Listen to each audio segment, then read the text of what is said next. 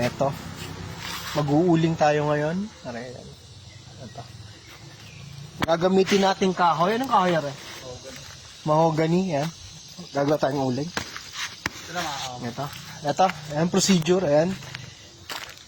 Paggawa pala ng uling, binabaon. Mauuling na yan. Ito. Malalaki na to. Ayan. Ayan. Binabaon po pala. Natabunan yung malalaking cut ng uling sa ilalim ng pinong, ano to? Buhangin, lupa. Lupa. Ayan. Ayan ang mag-uling. Ganyan.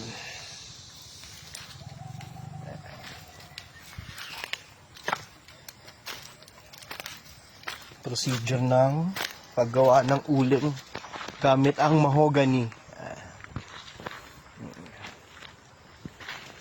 Ito, mahogany to no? Ayan, ito.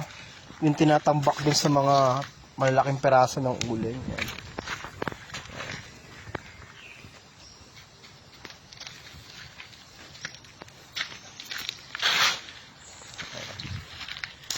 Tinatabunan nila ng lupa.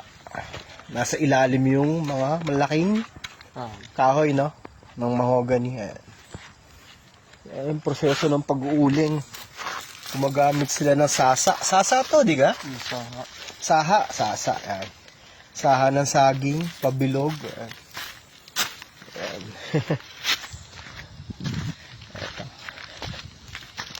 Ayan, mahogany. Ayan.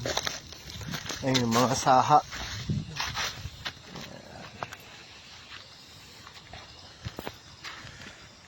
Hindi naman nakakaano yan, no? Ayan po, ang procedure natin ng paggawa ng uling. Ito. Napapanahon na naman to malapit na. Bare month na no? Bare month na. Ayan. Ayan mga bossing. Ayan. Proseso ng pag-uuling gamit ang mahogany.